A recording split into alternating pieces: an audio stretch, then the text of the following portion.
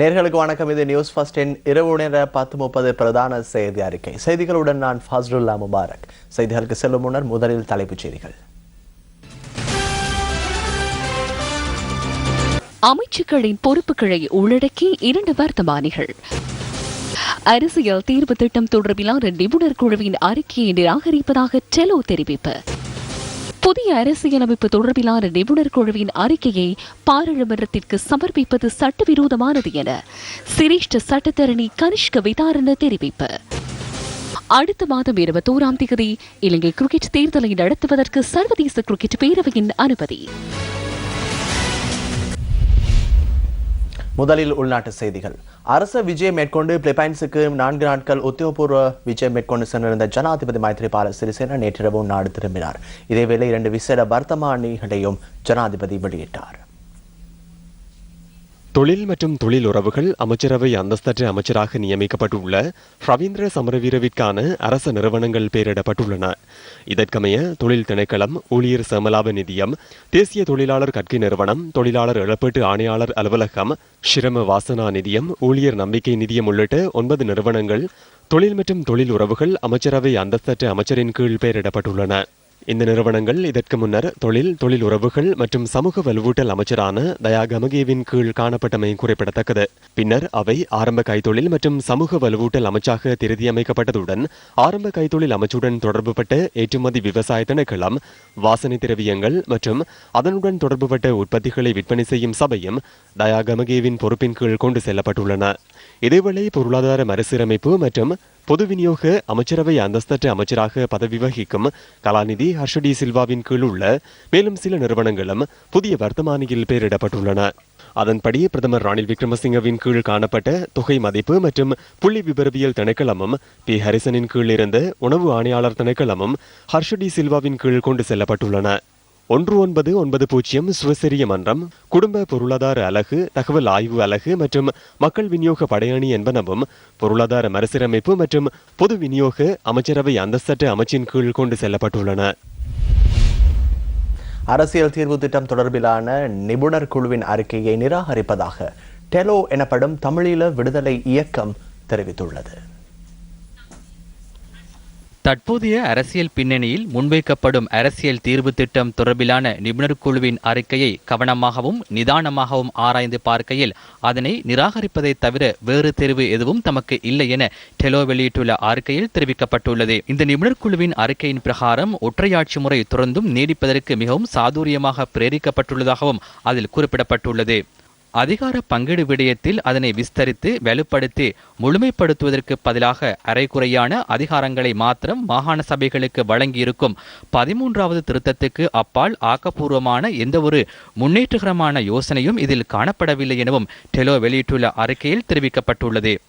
தமிழ் தேசிய இனத்தின் அரசியல் அபிலாஷைகளை துறந்தும் நிராகரித்து பௌத்த பெரும்பான்மையினரின் அரசியல் மேலாதிக்கத்தை வலுப்படுத்தும் வகையில் இந்த தீர்வு திட்ட அறிக்கை அமைந்துள்ளது என்பதனை திட்டவட்டமாக தெரிவிக்க தவறினால் அது தமிழ் மக்களுக்கு தாம் இழைக்கும் துரோகமாக அமையும் எனவும் டெலோ அமைப்பின் தலைவர் செல்வம் அடைக்கலநாதன் மற்றும் செயலாளர் நாயகம் நா ஸ்ரீகாந்த் ஆகியோர் கையொப்பமிட்டு வெளியிட்டுள்ள அறிக்கையில் தெரிவிக்கப்பட்டுள்ளது. சிறு வர்த்தக இடைவேளையை அடுத்து மீண்டும் செய்திகள் தொடரும். மீண்டும் நியூஸ் ஃபர்ஸ்டின் பிரதான செய்தி அறிக்கை தொடர்கிறது. நேற்று ஹோமாகமையில் நடைபெற்ற நிகழ்வு ஒன்றில் புதிய அரசியலமைப்பு தொடர்பில் சிரேஷ்ட சட்டத்தரணி கனிஷ்க விதாரண கருத்து தெரிவித்தார்.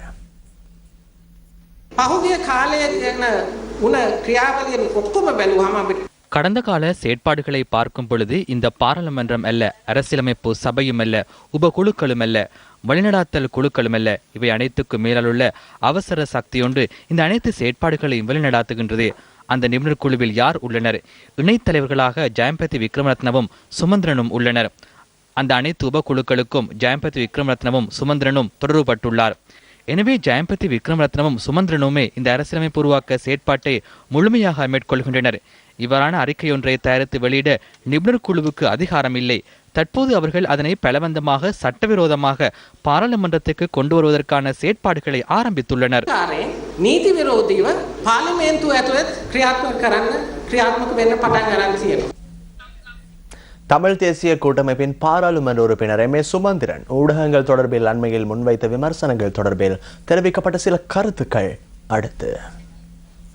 உண்மையிலே இந்த சக்தி தொலைக்காட்சியாக இருக்கலாம், சக்தி எஃப்எம் வானொலியாக இருக்கலாம், ஊடக தர்மத்தை நியாயமாக பேணி பக்கசார்பில்லாமல் நேர்மையாக நீதியாக பல கருத்துக்களை உள்நாட்டிலும் உலக அரங்கிலுமே பிரதிபலித்து கொண்டு வருகின்ற ஒரு ஊடகமாக, ஒரு சுதந்திர ஊடகமாக இயங்கி கொண்டு வருகின்றது. கருத்தை கருத்தால் வெல்லோ வண்ணம் அதை விடுத்து இப்படியான கண்மூடித்தனமான வார்த்தை பிரயோகங்களை பிரயோகித்து அந்த ஊடகங்களை விமர்சிப்பதும் அச்சுறுத்துவதும் என்பது ஏற்றுக்கொள்ள முடியாத ஒரு விடயமும் கண்டிக்கப்பட வேண்டிய ஒரு விடயமாக இருக்கின்றது. இந்த MTV MBC ஊடக வலையமைப்பு நடுநிலையாக பாதிக்கப்பட்ட மக்களினுடைய குரலாக ஒலித்து வருகின்ற ஒரு ஊடக வலையமைப்பு. ஜனநாயகத்தினுடைய 4வது தூணான ஊடகத்துறைக்கு எதிராக போராடி கொண்டிருக்கின்ற நீங்கள் எவ்வாறு ஜனநாயகம் மற்றும் நல்லாட்சி சட்டவாட்சியை உச்சரிப்பதற்கு தகுதி படைத்தவர்கள்? உங்களுக்கு எந்த விதமான தகுதியும் இல்லை. முகமூடிகளை கலற்றிவிட்டு உண்மையான ஜனநாயகத்துக்காக குரல் கொடுங்கள். இந்த ஜனநாயக விரோத செயலை நாங்கள் வன்மையாக கண்டிக்கின்றோம். தங்களுக்கு எதிரான செய்திகள் வரும் பொழுது அல்லது தங்களுடைய நிலைப்பாட்டுக்கு விரோதமான செய்திகள் வரும்போது அதை கடுமையாக சாடுவதும் என்பது கடந்த காலங்களிலிருந்து இந்த தமிழரசு கட்சியினுடைய வரலாறு. தமிழ் மக்கள் கூட்டணியின் அங்குரார்ப்பண மத்திய குழு கூட்டம் யாழ்ப்பாணத்தில் இன்று நடைபெற்றது. யாழ் நல்லூர் வீதியில் அமைந்துள்ள கட்சியின் செயலாளர் நாயகம் CV விக்னேஸ்வரனின் இல்லத்தில் இந்த கூட்டம் நடைபெற்றது. என்னை வேண்டாம் என்று கட்சி சொன்னால் கூட நான் வெளியிலே போவேன். அதுவே ஜனநாயகம் என்பது கட்டாயமாக கட்சியினால் பாதுகாக்கப்படும். அந்த அடிப்படையில் தான் எங்களுடைய யாப்பு தயாரிக்கப்பட்டிருக்கின்றது. இன்று எல்லோரும் ஏகமனதாக இந்த யாப்பை ஏற்றுக்கொண்டிருக்கின்றார்கள். ஒரு சில சின்ன திருத்தங்களை விட நாங்கள் கடை விரிச்சிருக்கிறோம். அந்த வாரவே வந்து லஞ்சம் வாங்கல இல்லையா விட்டுட்டு போவாங்க. புதிய அரசியலமைப்பு திருத்தம் தொடர்பிலும் CV விக்னேஸ்வரன் கருத்து வெளியிட்டார். ஏக்கிய ராஜ்யம் என்பது ஒருமித்த நாடாக இருக்க முடியாது. ஏக்கிய ராஜ்யம் என்பது ஒற்றை ஆட்சியுடைய ஒரு நாடு. அதை ஒருமித்த நாடு என்று சொன்னது மக்களை ஏமாற்றுவதாக தான் எனக்கு படுகிறது. அது ஒருமித்த நாடுன்னா எக்ஸப்ட் ராஜ்யம் என்று வரணும். ஆனால் எங்களை பொறுத்தவரையில திடமாக இருக்கின்றோம். வட மாகாணத்தையும் கிழக்கு மாகாணத்தையும் நினைக்க வேண்டும் என்று சொல்லுகின்றோம். சுயாட்சியினுடைய உரித்து இருக்கின்ற என்று சொல்லுகின்றோம். ஒரு சமஷ்டி அரசாங்கம் தேவை என்று சொல்லுகின்றோம். சில விடயங்கள்ல ஊடகங்கள் சொல்ற விஷயங்கள் இந்த தமிழ் தேசிய கூட்டமைப்பு சொல்வதற்கு முரண்பாடாக இருக்கின்றது. நேற்று ஒரு நாள் சக்தி டிவியிலையும் நாங்கள் சொன்னதெல்லாம் இது சரி என்று சொல்லி சில விடயங்கள் காட்டப்பட்டது. வடகிழக்கு சம்பந்தமாக முஸ்லீம் அலகு ஒன்று கட்டாயம் கொடுக்கப்பட வேண்டும் என்பது எங்களுடைய கட்சியினுடைய தீர்மானம். கடந்த 24 மணித்தியாலங்களில் நாட்டின் பல பகுதிகளில் இடம்பெற்ற விபத்துகளில் 10 பேர் உயிரிழந்ததுடன் மேலும் 5 பேர் காயமடைந்துள்ளனர். வெண்ணப்புவ நைனமடம பகுதியில் இன்று அதிகாலை கொடூர விபத்தொன்று இடம்பெற்றது. சிலாபம் கொழும்பு பிரதான வீதியின் நைனாபடு பாலத்துக்கு அருகில் இன்று அதிகாலை 3:20 அளவில் கார் ஒன்றும் லாரியொன்றும் மோதி விபத்துக்குள்ளானது. ஏதோ வெடிப்பது போன்று சத்தம் கேட்டது. வெளியில் வந்து பார்த்தபோது ஒரே புகை மூட்டமாக இருந்தது. அதன் பின்னரே கார் விபத்துக்குள்ளாகியமை தெரிய வந்தது. திருமண வீடொன்றுக்கு சென்று மீண்டும் வெண்ணப்புவ நோக்கி பயணித்துக் கொண்டிருந்த 9 பேரை ஏற்றிய கார் ஒன்று காலையில் இருந்து சிலாபம் நோக்கி பயணித்துக் கொண்டிருந்த மீன் ஏற்றிய லாரியில் மோதியது. விபத்து இடம்பெற்ற போது காரில் 9 பேர் பயணித்துள்ளதுடன் அதில் 6 பேர் பரிதாபமாக உயிரிழந்தனர். 36 வயதான பிரதீப் லோவோட், 32 வயதான சுரங்க சம்பத், 34 வயதான சஞ்சீவ பெர்னாண்டோ, 38 வயதான ஜனின் பெர்னாண்டோ, மஞ்சு பெர்னாண்டோ மற்றும் பண்டார போன்றோரை உயிரிழந்தனர். பலத்த காயமடைந்த மற்ற மூவரும் நேர்கொழும்பு வைத்தியசாலையில் அனுமதிக்கப்பட்ட பின்னர் 2 தேசிய வைத்தியசாலைக்கு மாற்றப்பட்டதாக எமது செய்தியாளர் தெரிவித்தார். இதேவேளை விபத்துக்குள்ளான காரில் இருந்து இத்தாலியில் தயாரிக்கப்பட்ட துப்பாக்கி ஒன்றும் கண்டுபிடிக்கப்பட்டுள்ளது. இதேவேளை குருநாகல் நேர்கொழும்பு பிரதான வீதியில் தம்பரவில பிரதேசத்தில் இடம்பெற்ற மற்றொரு விபத்தில் 35 வயதான ஒருவர் உயிரிழந்தார். அவர் பயணித்த மோட்டார் சைக்கிள் திடீரென வீதியில் விழுந்தபோது பின்புறமாக வந்த கார் ஒன்று அதன் மேல் பயணித்தமையினால் இந்த விபத்து இடம்பெற்றுள்ளது. வெள்ளவாய எல்ல வீதியில் வெள்ளவாய சந்தையில் நேற்று பிற்பகல் இடம்பெற்ற விபத்தில் 18 வயதான இளைஞர் ஒருவர் உயிரிழந்தார்.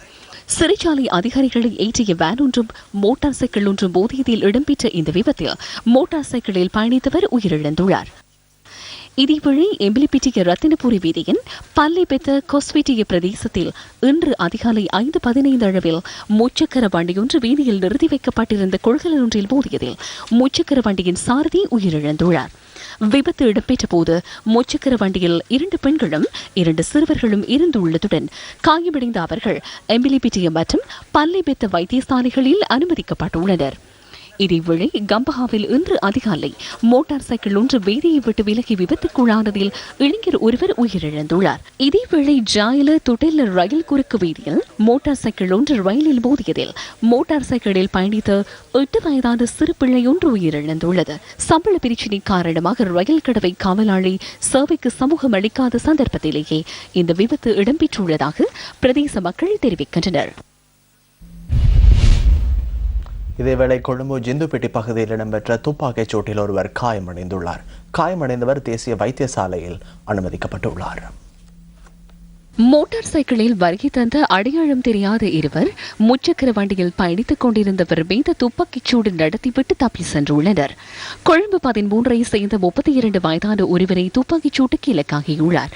சம்பவம் தொடர்பான மேலதிக விசாரணைகளை போலீசார் மேற்கொண்டு வருகின்றனர்.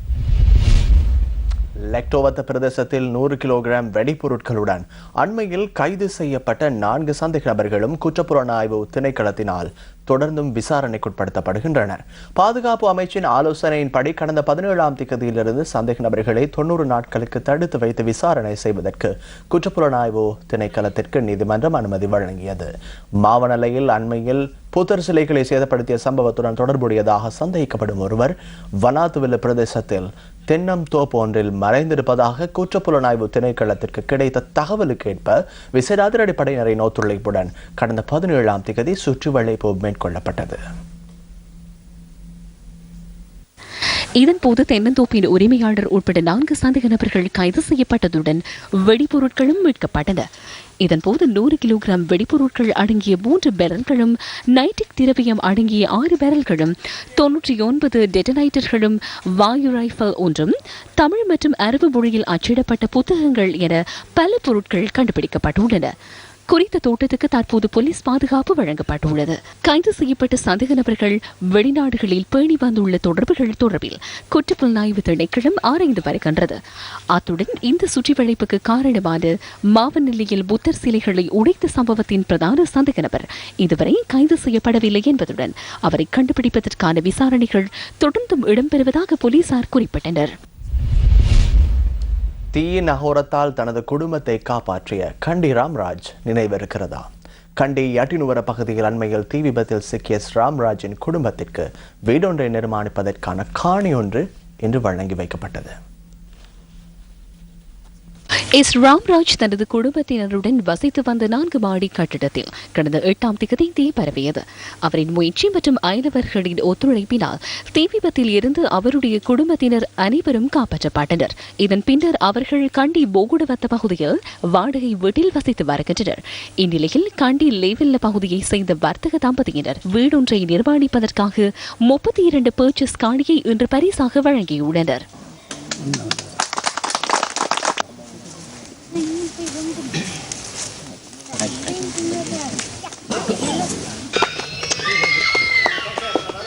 මිසලාම සිරසායිතින් අපි ආවේ මම බලන්න ඒ වෙලාව මගේ ඔක්කොම ස්ථිර ඒවා ඒක බලලා තමයි ගොඩාක් කට්ටිය දැන් මට මේ මාත්‍යාත් ඒක බලලා තමයි ආවෙත් ඒ නිසා ගොඩාක් කට්ටියක ස්තුතියි பில்டிங் அந்த கட்டடம் தீப்பற்றும் செய்தியை நாம் சிறுசு அலைவரிசையில் பார்த்தோம். அதன்போது அவர்களுக்கு உதவ வேண்டும் என்று நான் நினைத்தேன். இவ்வாறான தகவல்களை வெளியிட்ட சிறுச ஊடக வலையமைப்பை நாம் வரவேற்கின்றோம். ஹட்டன் டயகம பகுதியில் நிர்மாணிக்கப்பட்ட புதிய வீட்டு திட்டம் இன்று மக்களிடம் கையளிக்கப்பட்டது. ஆப்ரஹாம் சிங்ஹோபுரம் என பெயர் சூட்டப்பட்டுள்ள இந்த வீடமைப்பு திட்டத்தின் கீழ் 150 வீடுகள் நிர்மாணிக்கப்பட்டுள்ளன. இந்திய அரசாங்கத்தின் நிதியுதவியால் இந்த வீடுகள் நிர்மாணிக்கப்பட்டுள்ளன. மலைநாட்டு புதிய கிராமங்கள் அமைச்சர் பழனி திகாம்பரம் தலைமையில் இன்று நடைபெற்ற விழாவில் அமைச்சரவை அந்தஸ்தற்ற அமைச்சர் வேலுசாமி ராதாகிருஷ்ணன், அமைச்சர் காயந்த கருணா திலக்க, இந்திய தூதரக அதிகாரிகள் உள்ளிட்ட பலரும் கலந்து கொண்டிருந்தனர். ஆனா பச்சோந்திகள் என்ன சொல்லுது? திகாம்பரத்துக்கு அரசியல் தெரியாது, தொழிற்சங்கம் தெரியாது, தெரியாம 1,00,000 பேர் போட்டேன், ஓட்டு போட்டாங்க. அரசியல் தெரியாம நான் இப்படி கிராம கட்டிட்டு வரேன். இலங்கை தொழிலாளர் காங்கிரஸ் தோட்ட கமிட்டி தலைவர் முழுமையாக இருந்து இந்த கிராமத்தில் பல செஞ்சிருக்காரு. இந்த மாதிரி நல்லவங்க இருக்கிறாங்க. அதே 1000 ரூபாய் கேட்ட தொழிற்சங்கங்கள் இன்னைக்கு 20-30 போட்டு கெஞ்சிறாங்க. வெளியில அங்க பேசுறது ஒண்ணு, இங்க வெளியே வர வீரா பேசுற ஒண்ணு. கூட 20 கோடி 30 கோடி சைன் பண்றோம்னு. உண்மையிலே நான் சொல்றேன், ஒழுங்க மரியாதையா 1000 ரூபாய் கேட்டதை வாங்கி கொடு, இல்லாடி போனா வெளியே வா, நாங்க எல்லாம் சேர்ந்து போராடுவோம். அதை விட்டு மக்களை ஏமாத்தினா அடுத்த வர தேர்தலில் 2015 ஆண்டு எந்த அளவு மக்கள் உங்களுக்கு காட்டினாங்களோ அதை விட மக்கள் காட்டுவாங்க. ஹட்டன் கொடகல பகுதியில் இலங்கை தொழிலாளர் காங்கிரசின் மக்கள் சந்திப்பொன்று இன்று இடம்பெற்றது. இதன்போது மலையக மக்கள் முன்னணியின் உப தலைவர்களில் ஒருவரான ரூபன் பெருமாள் இலங்கை தொழிலாளர் காங்கிரஸில் இணைந்து கொண்டார். உதாரணத்துக்கு எடுத்துக்கிட்டிங்கன்னா நுவரெலியா மாவட்டத்தை ஒதுக்கிட்டு போய் எடுத்தீங்கன்னா ஊவா, ரத்னபுர, சபரகம், கண்டி, மாத்தலை, தெனியாய இந்த பகுதியிலெல்லாம் நீங்கள் ஆளாளுக்கு பிரிஞ்சு இருந்தீங்கன்னா அதனால தான் நம்ம வீக்காக போகிறதுக்கே ஒரு காரணம். அதே நேரம் சில கருத்து வேறுபாடு வரலாம், வந்தால் அதை நம்மளுக்குள்ளே தீர்த்துக்கிட்டு நம்ம ஒரு குடும்பமாக இருக்கணும். அதே நேரம் சில பேர் சொல்லுவாங்க, இல்லை இவர் எதிர்கட்சியில் இருக்கிறாரோ அவங்க எனக்கிட்டே சொல்லுவாங்க, உங்களையும் காங்கிரஸையும் திட்டாங்க. அது எவ்வளவோ பெட்டர். ஏன்னா என் பக்கத்தில் உட்காந்துருக்காங்களே எனக்கு தெரியாமல் திட்டுறாங்களே ரகசியமாக, அவங்க ரகசியம் நினச்சிக்கிட்டு திட்டுறாங்க, அது என் காதுக்கு வந்துடுது. காங்கிரஸுங்கிறது ஒரு பெரிய குடும்பம். ரமேஷ் சொன்ன மாதிரி எல்லாருமே இங்கே தான் ஆரம்பிச்சிருப்பாங்க. சில பேர் சொல்லுவாங்க நான் காங்கிரஸ்லேயே இல்லைன்னு. நீ இல்லாட்டி உங்கள் அப்பா அத்தா உங்கள் பாட்டை போட்டு இங்கே இருந்துட்டு தான் போயிருப்பாங்க. அடித்தளம் காங்கிரஸ் தான். காங்கிரஸ் இருந்த ஸ்தாபனம் இருந்ததுனால தான் இன்றைக்கி இவ்வளோ பேர் வளர்ந்துருக்காங்க. அதே நேரம் இவ்வளோ பேர் அரசியல்வாதி உருவாகிறதுக்கும் காரணம் காங்கிரஸ். அன்றைக்கி ஐயாவுக்கு ஓட்டுரிமை வாங்கி கொடுக்கலன்னா இன்றைக்கி இருந்திருக்க மாட்டோம். ஆனால் இன்றைக்கி தோட்டத் தொழிலாளர்களின் 1000 ரூபாய் சம்பள கோரிக்கை இது தொடர்பான கலந்துரையாடல் ஒன்று இன்று யாழ் கொக்குவில் பகுதியில் நடைபெற்றது. கொக்குவில் கலை இலக்கிய பேரவையில் இன்று மாலை இந்த கலந்துரையாடல் நடைபெற்றது. இதில் சமூக நீதிக்கான வெகுஜன அமைப்பு, சமத்துவத்துக்கும் நீதிக்குமான மக்கள் அமைப்பு, யாழ் பல்கலைக்கழக ஊழியர் சங்கம் என்பவற்றின் பிரதிநிதிகள் கலந்து கொண்டிருந்தனர். இதன்போது தோட்ட தொழிலாளர்களின் கோரிக்கைக்கு வலு சேர்க்கும் வகையில் எதிர்வரும் 23ஆம் தேதி யாழ்ப்பாணத்திலும் போராட்டம் நடத்துவதற்கு தீர்மானிக்கப்பட்டது. வடமாகாண ஆளுநர் கலாநிதி சுரேன் ராகவன் இன்று முல்லைத்தீவிற்கு விஜயம் செய்திருந்தார். பாடசாலை மாணவர்கள் மத்தியில் போதைப்பொருள் பாவனையை தடுக்கும் தேசிய திட்டத்தை நாளை ஜனாதிபதி ஆரம்பித்து வைக்க உள்ளார். முள்ளியவளை வித்யானந்தா கல்லூரியில் நடைபெறவுள்ள இந்த நிகழ்வுக்கான ஏற்பாடுகள் தொடர்பில் வடமாகாண ஆளுநர் இன்று ஆராய்ந்தார். மேல்மிகு ஜனாதிபதி மைத்ரிபால சிறிசேன அவருடைய தலைமையில் பாடசாலை போரை எதிர்ப்பு வாரமாக பிரகடனப்படுத்தியுள்ளது. ஜனாதிபதி அவர்களுடைய முக்கியமான ஒரு கொள்கைகளின் ஒன்றுதான் போதைக்கு எதிரான போராட்டம். இங்கிருந்து போதைப் பொருளுக்கான ஒரு மையமாக இலங்கை மாறிக்கொண்டிருக்கின்றது. பிள்ளைகளை பாதுகாத்துக் கொள்வதும் இளைஞரை எங்கள் பெரிய பாவத்திலிருந்து காப்பாற்றிக் கொள்வதும் எங்களுடைய அரசியல், கலாச்சார, சமூக பொறுப்பாக இருக்கிறது. 155வது உதாகமான திட்டம் திருகோணமலை சேருநுவர பிரதேசத்தில் அமைச்சர் சஜித் பிரேமதாசவினால் மக்கள் பயன்பாட்டிற்காக இன்று திறந்து வைக்கப்பட்டது.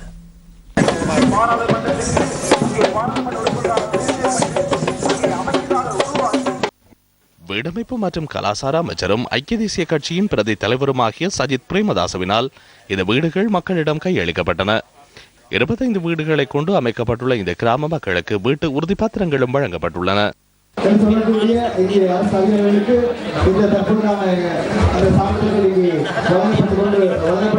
මේ රටේ ජනතාව දන්නවා තවත් දලඹුව කොට්ටාසයක් ඉන්නවා பிரஜாதந்திரவாதி ஸ்ரீலங்காவை. இந்த நாட்டில் மற்றொரு படைப்புழு காணப்படுகின்றது. ஜனநாயக இலங்கையை அழிவு பாதைக்கு கொண்டு செல்லும் படைப்புழு என்று அரசியலை அழிவு பாதைக்கு கொண்டு செல்கின்றது. அவர்கள் இன மத வேறுபாடுகள் மூலம் அரசியலில் புள்ளிகளை பெற்றுக்கொண்டு உயர் பதவிகளுக்கு செல்ல முயற்சி செய்கின்றனர். நாட்டுக்கு தீ வைத்து அல்லது நாட்டை அழித்துவிட்டு எப்படியாவது அவர்கள் ஜனாதிபதி அல்லது பிரதமர் பதவிக்கு செல்லவே முயற்சி செய்கின்றனர். அகமதி புட்டுவலට යන්නයි ඇමති புட்டுவலට යන්න. கடுகு சிறிதானாலும் காரம் பெரிது என்பார்கள். படைப்புழுவின் தாக்கத்தினால் செய்கையாளர்கள் மாத்திரமன்றி விதிவர வியாபாரிகளும் தமது வாழ்வாதாரத்தை இழந்திருக்கின்றார்கள். மொனராகலை பிபில பிரதான வேதியின் ஹூலந்தாவ பகுதியிலிருந்து நியூஸ் ஃபர்ஸ்டின் ரத்னம் கோகுலன் கொண்டு வரும் தொகுப்பு அடுத்து. வெறிச்சூடிய இந்த வீதிகள் வாழ்வாதாரத்தை இழந்த குடும்பங்களின் அவலத்தை பிரதிபலிக்கின்றன. இயற்கையோடு ஒன்றித்து பயணிப்பவர்களுக்கு சோழம் அவியல் புதுவித விருந்தென்றால் அது மிகையாகாது. இந்த வீதியோர வியாபாரிகளை பார்த்து இன்முகத்துடன் இறங்கி வருவோரின் எண்ணிக்கை தற்போது வெகுவாகவே குறைந்துள்ளது. படைப்புழுவின் தாக்கமே அதற்கான பிரதான காரணமாகும். மொனராகலையிலிருந்து பிபிலை வீதியினூடாக சென்று கொண்டிருந்த எமக்கு மொனராகல ஹுலந்தாவ பகுதியில் சோளம் அவித்து விற்கும் வியாபாரிகளை சந்திக்கும் வாய்ப்பு கிடைத்தது. குறித்த பிரதேசத்திலே சுமார் 20க்கும் மேற்பட்ட கடைகள் இருந்தாலும் அவற்றில் பெரும்பாலான கடைகள் மூடப்பட்டிருக்கின்றன. இப்போ 12வது மாதம் வியாபாரம் இருந்த மாதிரி இப்போ இந்த 1வது மாதம் வியாபாரம் இல்லை. ஜனவரிக்கு இப்போ இந்த புழு ஒன்று உண்டாயிருக்குன்னு சொல்லி மிச்ச பேர் ரொம்ப பேர் இப்போ நிப்பாட்டுறது இல்லை. ஒரு கதிர் சோளம் எடுத்தால் ஒரு நாளில் விற்கிற சோளம் இப்போ 2 நாள் 3 நாளையில் தான் விற்று முடியுது. 1500 2000 அப்படி இருக்கும் வியாபாரம். இதுக்கு நமக்கு இந்த சம்பளம் மாதிரி விழுவோம். இப்போ 200 300 அப்படி தான் இருக்குது. இந்த பகுதியில் காணப்படும் இவ்வாறான சுமார் 20 கடைகளை தற்போது மூட வேண்டிய நிலை காணப்படுவதாக வியாபாரிகள் கூறுகின்றனர். அணிந்து கிடக்கும் இந்த அடுப்பங்கரை மீண்டும் சுடர்விட்டால் மாத்திரமே இவ்வாறான குடும்பங்களின் வாழ்வு பிரகாசமாகும் என்பதில் ஐயமில்லை. இந்த படைப்புழுவின் தாக்கத்தினால் பெரிதும் பாதிக்கப்பட்ட வியாபாரிகளில் இவரும் ஒருவர். தமக்கு தெரிந்த ஒரே ஒரு வியாபார சோளம் விற்று பிழைப்பது தான், தங்களுடைய பிள்ளைகளை காப்பது தான். இந்த வியாபாரத்திற்கும் தற்பொழுது பங்கம் விளைவிக்கப்பட்டிருக்கிறது. இந்த வியாபாரம் இன்னும் இவ்வாறே சென்று கொண்டிருந்தால் இவர்களுடைய வாழ்வாதாரம் எவ்வாறு இருக்கும்? நியூஸ் ஃபர்ஸ்ட் செய்திகளுக்காக மொனராகலையிலிருந்து ரத்னம் கோகுலன். இதேவேளை படைப்புழுவின் தாக்கம் மேலும் சில பகுதிகளிலும் கண்டுபிடிக்கப்பட்டிருக்கிறது. கிளிநொச்சி மாவட்டத்திலும் முதன்முறையாக இன்று படைப்புழுவின் தாக்கம் தொடர்பிலான தகவல் பதிவானது. கிளிநொச்சி செல்வநகர் பகுதியில் வீட்டு பயிர் செய்கையாக சோளம் பயிர் செய்யப்பட்டு வருகின்றது.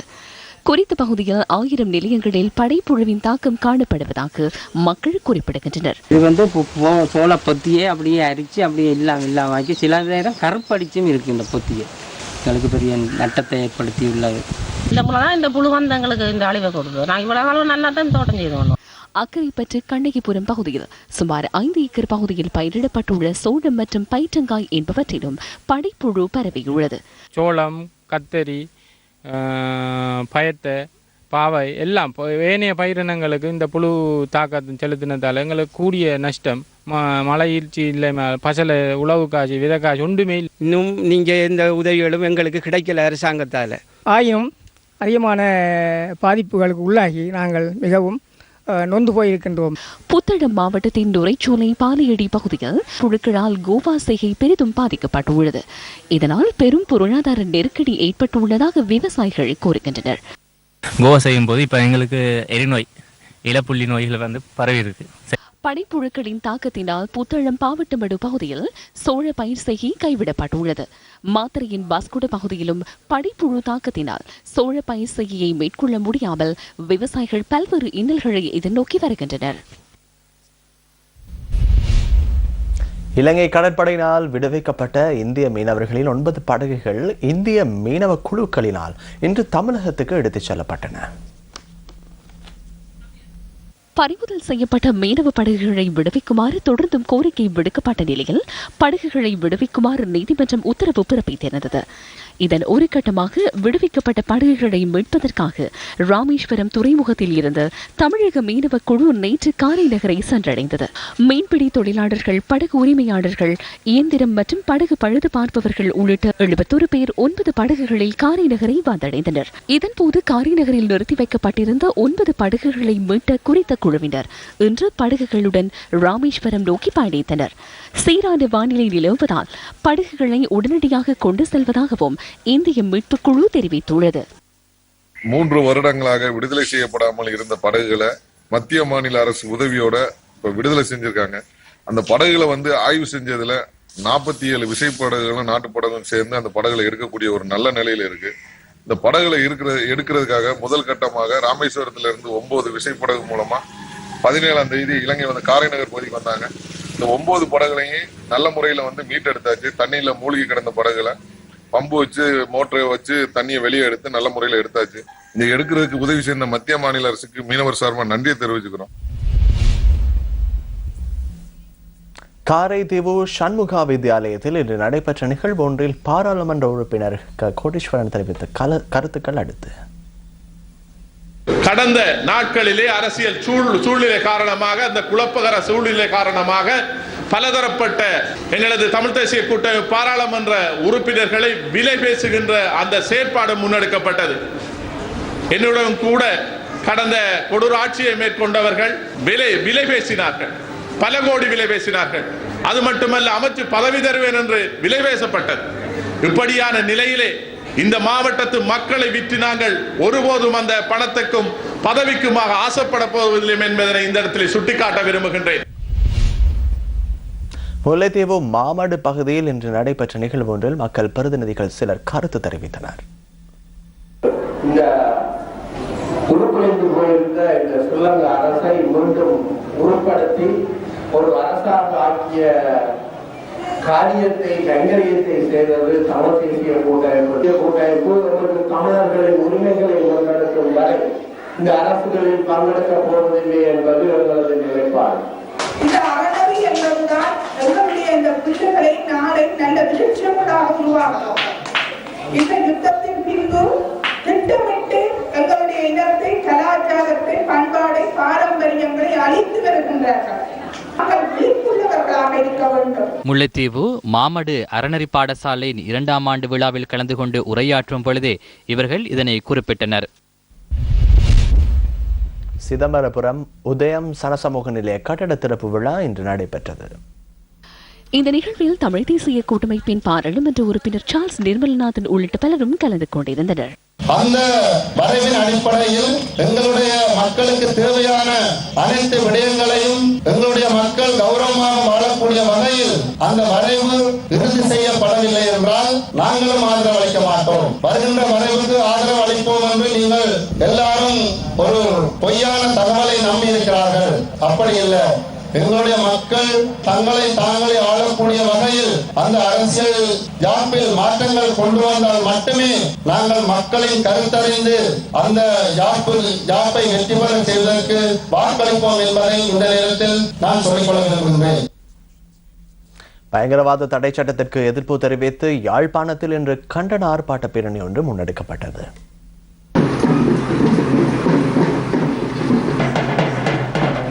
வல்லமை சமூக மாற்றத்திற்கான இயக்கம் இதனை ஏற்பாடு செய்திருந்தது. இந்த ஆர்ப்பாட்ட பேரணி யாழ் மனித உரிமைகள் ஆணைக்குழு முன்பாக ஆரம்பித்து பேரணியாக யாழ் மத்திய பேருந்து நிலையம் வரை சென்றது.